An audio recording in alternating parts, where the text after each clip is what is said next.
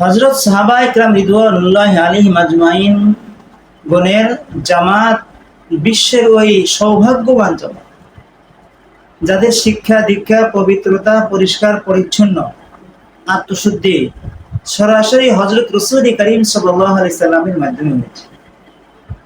এ প্রসঙ্গে সূরা আলে ইমরানের মধ্যে আল্লাহ তাআলা আয়াতের দ্বারা বর্ণনা করেন। আউযু বিল্লাহি মিনাশ শাইতানির রাজিম বিসমিল্লাহির রহমানির রহিম لقد من الله على المؤمنين إذ بعث فيهم رسولا من أنفسهم يتلو عليهم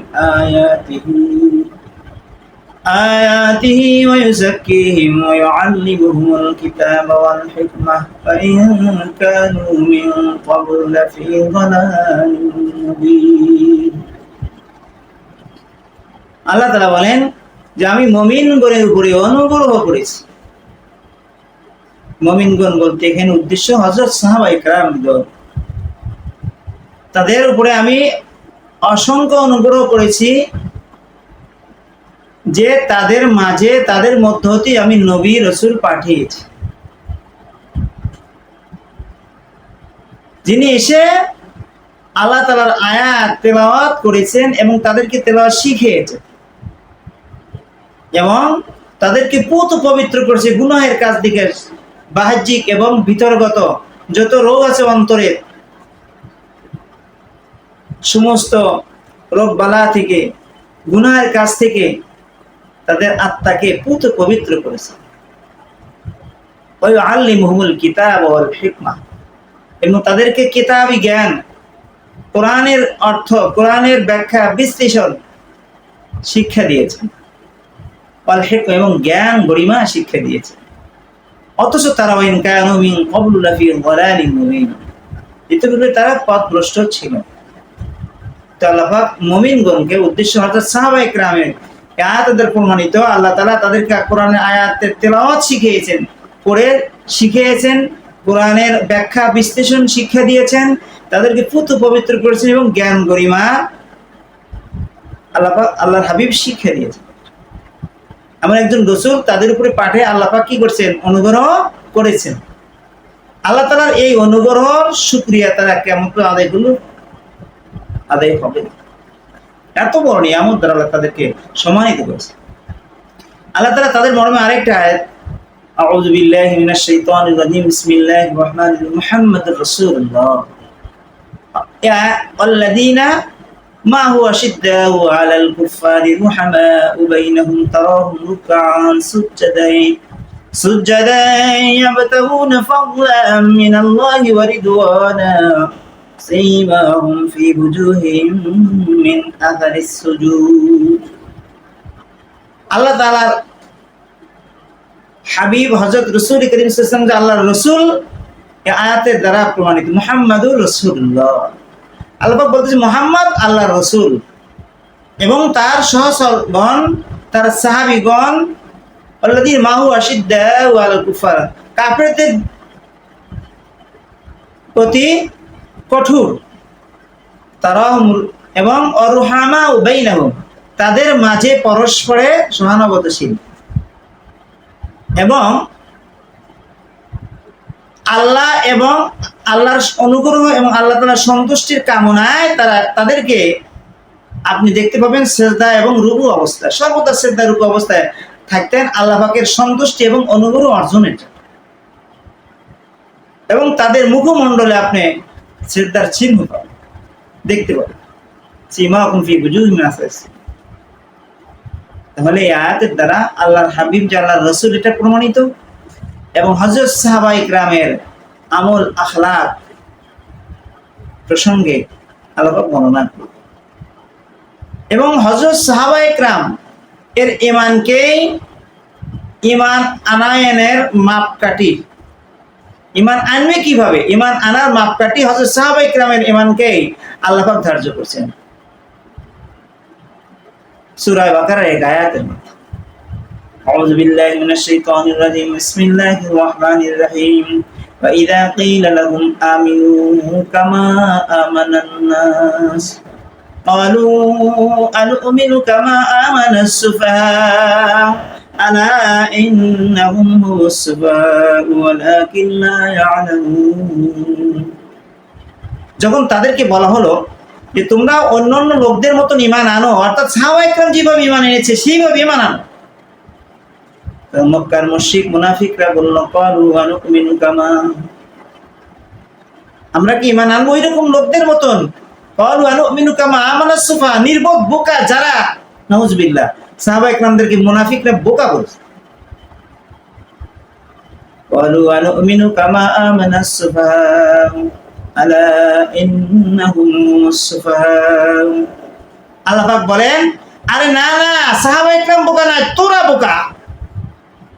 সাহাবায়ে কেরামদের সঙ্গে কটূক্তি করছে, আল্লাহ তাআলা সে তার জবাব দিয়েছে। ক্বালু আনুমিনু কামা আমানাস সুফাহা ওয়ালা ইন্নাহুম হুমুস সুফাহা। সাবধান, নিশ্চয় এই মুশরিক মুনাফিকরাই হলো কি বোকা, ওয়ালাকিন লা ইয়ালামুন, অথচ তারা কি বোঝে না, তারা যে বোকা এটা বোঝে না। বোকা সাহাবায়ে কেরাম নয়, সাহাবায়ে কেরাম বুদ্ধিমান। সাহাবায়ে কেরাম সম্পর্কে সমালোচনা করেছে, আল্লাহ পাক তার জবাব দিয়ে দিয়েছে। তাহলে আয়াতে কি বোঝা গেল? ঈমান আনো তোমরা সাহাবায়ে কেরামের মতন। তার মানে কি, সাহাবায়ে কেরামের ঈমান হচ্ছে সত্যের মাপকাঠি, ঈমানের মাপকাঠি। ঈমান কিভাবে আনবেন, কোন ধাঁচে আনবেন? যেভাবে হযরত সাহাবায়ে কেরাম, আল্লাহ পাক রব্বুল আলামিন হযরত সাহাবায়ে কেরাম এর পথ, রাসূল আকরাম সাল্লাল্লাহু আলাইহি ওয়াসাল্লাম, সাহাবায়ে কেরামের পথ মানে রাসূল আকরাম সাল্লাল্লাহু আলাইহি ওয়াসাল্লামের পথ, আর রাসূল সাল্লাল্লাহু আলাইহি ওয়াসাল্লামের পথ মানে সাহাবায়ে কেরামের পথ। এটাকে যদি কেউ এর বিপরীত চলে, আল্লাহ পাক এই মর্মে কি বলেন দেখেন, আউযু বিল্লাহি মিনাশ শাইতানির রাজিম, বিসমিল্লাহির রাহমানির রাহিম, ওয়া মান শাকিকির রাসূল মিন বাদি মা তাবায়্যানা লাহুল হুদা ওয়া ইয়াত্তাবি গায়রা সাবিলিল মুমিনিন ওয়াল্লিহি মা তাওয়াল্লা ওয়া নুসলিহি জাহান্নাম ওয়া সাআত মাসীরা। যেই ব্যক্তির সামনে হেদায়েতের পথ প্রকাশিত হওয়ার পরেও রাসূলুল্লাহ সাল্লাল্লাহু আলাইহি ওয়াসাল্লামের পথের বিপরীত চলে, হযরত ওয়াইয়াত্তাবি গায়রা সাবিলিল মুমিনিন, মুমিন মানে হযরত সাহাবায়ে কেরাম, সাহাবায়ে কেরামের পথের বিপরীত মত এবং পথের বিপরীত চলে, নুআল্লিহি মা তাওয়াল্লা, তারা যেই পথের কামনা করে সেদিকেই তাদেরকে আমি ফিরাইয়ে দেব, অনুসলিহি জাহান্নাম, এবং তাদেরকে আমি জাহান্নামে নিক্ষেপিত করব, ওয়াসাআত মাসীরা, আর জাহান্নাম কতই না নিকৃষ্ট স্থান। তাহলে বোঝা গেল কি, সাহাবা হুজুর হযরত রাসূল করিম সাল্লাল্লাহু আলাইহি ওয়াসাল্লাম এবং সাহাবায়ে কেরামের পথ এর বিপরীত যারা চলবে, তার মানে সাহাবায়ে কেরামের পথ মানে রাসূল আকরাম সাল্লাল্লাহু আলাইহি ওয়াসাল্লাম, রাসূল আকরাম সাল্লাল্লাহু আলাইহি ওয়াসাল্লামের পথ মানে সাহাবায়ে কেরামের পথ। এরপর বিপরীত যে চলতে চায় তাকে আমি সেই দিকেই জাহান্নামে নিক্ষেপ করব। আর এই পথের বিপরীত দিলেই সে জাহান্নামে নিক্ষেপ, যদি তওবা করে এই পথে ফিরে না আসে। আওমা লা ইখজিল্লাহুন নাবিয়্যা ওয়াল্লাযীনা আমানু মা'হু নূরুহুম ইয়াসআ বাইনা আইদিহিম ওয়া বিআইমানিহিম।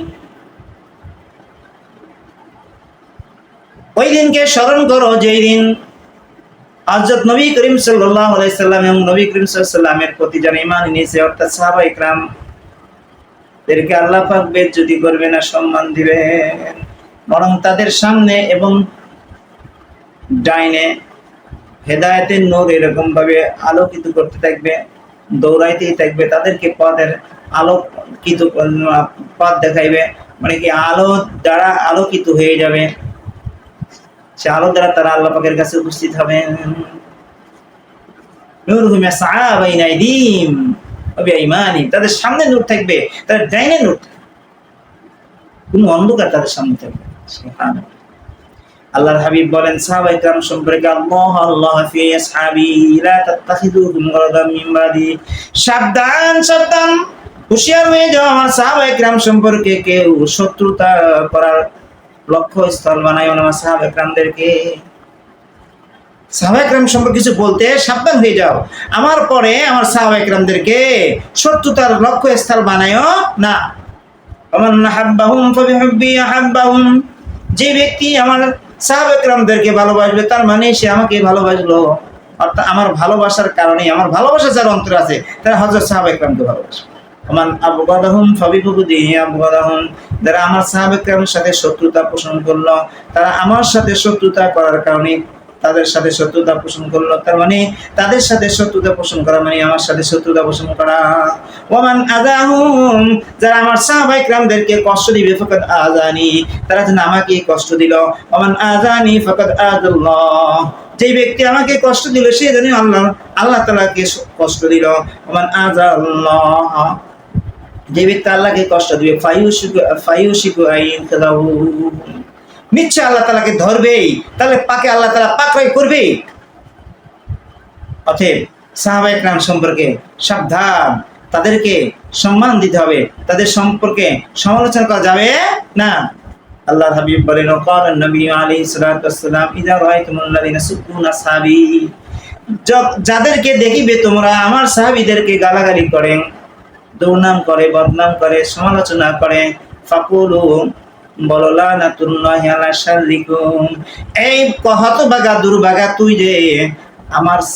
তুমি যে আল্লাহর নবীর সাহাবীদের সম্পর্কে সমালোচনা করতেছো, তোমার এই কুকর্মের জন্য আল্লাহ তাআলার অভিশাপ তোমার প্রতি বর্ষিত হোক। এই সকল আয়াত এবং হাদিস দ্বারা প্রমাণিত হযরত সাহাবায়ে কেরামের মান ও মর্যাদা সম্মান কতটুকু, আরো আছে অনেক আয়াত, আপনাদের সামনে আমি এতটুকু বলবো। এবং এবার আসেন, যারা সাহাবায়ে কেরাম সমালোচনা করে, তাদের সমালোচনা কি করে সেটা আপনাদেরকে শোনাবো এবং তার জবাব। অর্থাৎ কখনোই হযরত সাহাবায়ে কেরাম রিদওয়ানুল্লাহি আলাইহিম আজমাইন করে সমালোচনা করা যাবে না। আল্লাহ তাআলা কোরআনের আয়াতের মধ্যে বলছেন, রাদিয়াল্লাহু আনহুম ওয়া রাদু আন, আল্লাহ তাআলা নিজে তাদের প্রতি সন্তুষ্ট, তারাও আল্লাহর প্রতি সন্তুষ্ট। দুনিয়া থাকতে তারা জান্নাতে সুসংবাদ পেয়েছে। তবে সাহাবায়ে কেরামের মধ্যে মর্যাদার দিক দিয়ে অনেক বেশ কম আছে।